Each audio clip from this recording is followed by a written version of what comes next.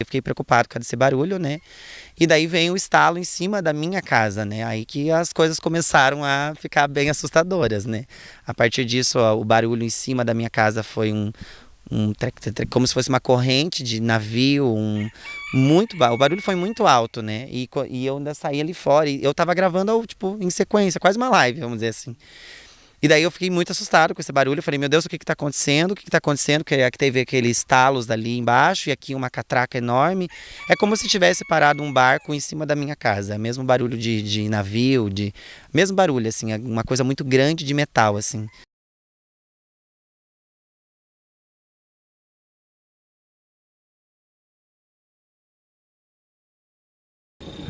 Um disco preto, escuro, parado em cima da gente. Não estava a mais de 150 metros de altura. Ele estava parado em cima de onde nós estávamos. Sem luzes, não, tinha uma sem luz, ruído. tinha uma luz no meio, tá? Amarela para âmbar, tá? E fazia um barulho assim ar-condicionado.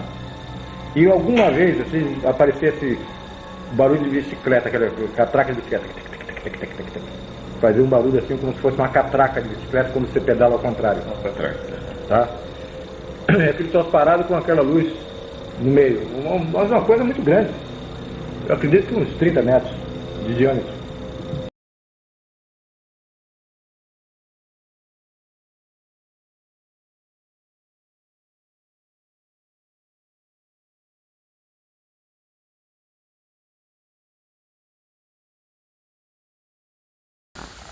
Bom, hoje é dia de atualização no nosso canal e o tema que se apresenta é o contato de Mike Leão no Paraná. No domingo, dia 31 de maio, ele que é um fazendeiro de 31 anos e mora nessa fazenda há 10 anos. No dia 31 ele filmou no decorrer da noite um objeto completamente anômalo no formato de bumerangue, segundo ele, oval, né, com várias luzes ao redor. No entanto, não se resume a isso apenas o avistamento dele.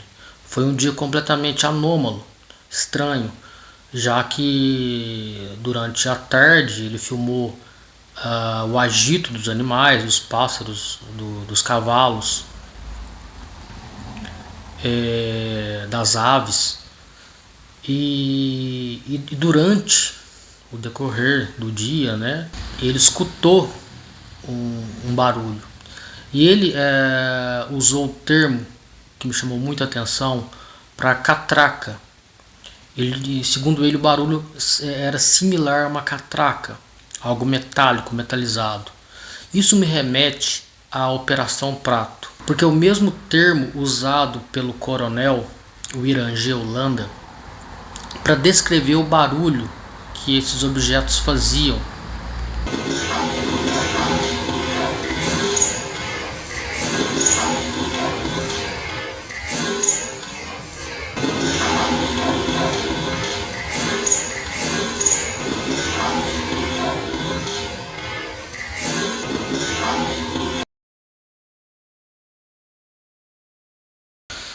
Então, um relato do Mike é um relato que procede, né? Não só pelo som que ele ouviu, que é o que mais me chamou a atenção, da catraca, o barulho que ele ouviu também, que não foi possível pegar na câmera, né? O barulho mais ou menos assim, não foi possível pegar esse barulho, pelo menos eu não consegui ouvir, né? Além do som da catraca, mas a questão visual também. né? Um objeto colossal, muito grande, né? Diz ele que 30 a 40 metros de largura, que também coincide, né, com o tamanho relatado pelo Irangê Holanda. São objetos enormes. A cor, segundo ele, a cor de chumbo também procede, né, dentro da literatura ufológica, a cor do material, literalmente do objeto. As luzes ao redor do objeto mudando de cor, de verde para vermelho, para roxo, para azul, branco, coisa que não são cores da aviação, por exemplo, de um drone ou de um avião, não são cores que se usa, né, na aviação. Então tudo leva a crer que ele realmente teve um contato com algo anômalo, no mínimo. Isso é quase uma live, vamos dizer assim. E daí eu fiquei muito assustado com esse barulho. Eu falei, meu Deus, o que que tá acontecendo? O que que tá acontecendo? Que aqui teve aqueles estalos ali embaixo e aqui uma catraca enorme. É como se tivesse parado um barco em cima da minha casa. Mesmo barulho de navio, mesmo barulho, assim, uma coisa muito grande de metal, assim, sendo ancorada. Aí eu fiquei muito assustado, só que até o momento eu ainda não estava assimilando as coisas, né? Eu ainda tava indo por isso que eu não tive tanto medo, porque eu fui com muita naturalidade, eu tô acostumada a ver onça, então tava tudo bem ainda, né? Aí o povo falou que podia ser os bambus que tem ali do lado de casa, então meio que, vai a árvore, tá tipo, tava tendo os sinais, mas eu ainda tava, tucano, é bambu, eu tava lidando de uma maneira natural ainda com tudo. Aí foi chegando o entardecer, eu fiquei conversando com a galera ali, nossa, gente, esse barulho foi muito estranho, eu fiquei com aquele barulho perturbador da mata no ouvido e conversando com as pessoas, né, tipo, para ver se tinha um outro ponto de vista em relação ao que eu estava escutando. E daí, quando foi entardecendo, surgiu ali em cima, né, na divisa da serra, aquele negócio muito grande, luzes que, né, elas vibravam como se fosse assim. Então, não tem explicação o que eu vi, né? Então, depois que apagaram as luzes, assim, teve episódios piores ainda, né? Porque daí foi intensificando, né? Eu fui gravando a galera, né, olhando e comentando, tipo, nossa, o que que tá acontecendo? O que que você tá vendo? E daí começou a repercutir muito os stories, começou a travar, na verdade, pela visualização. E daí, assim, ele apagou, né, do nada. Daí eu falei, gente, eu acabei de gravar algo histórico aqui na minha casa, né? Porque isso não é normal o que eu acabei de ver e vocês acompanharam, né? Aí após apagar ali, né, eu continuei gravando, entrei pra dentro, mas eu ainda não tava assustado, né? Eu tava extasiado, acho que é a palavra, né?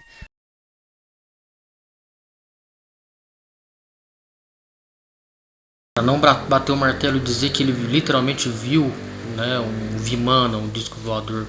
Para quem tem curiosidade com relação ao que são os Vimanas, de onde vem, para onde vão os Vimanas, qual a origem disso, assista os episódios anteriores onde a gente fala sobre esses objetos. Então sim, esse fenômeno ele é real, ele existe. E já dizia um ufólogo mineiro, Húvio Brant Aleixo, de Belo Horizonte, ele falava que esses objetos eles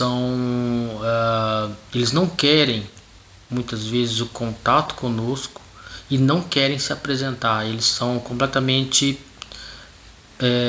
discretos no céu. Então eles têm a capacidade de invisibilidade, de eliminar a gravidade, de parar no ar, como é o caso dessa filmagem, né?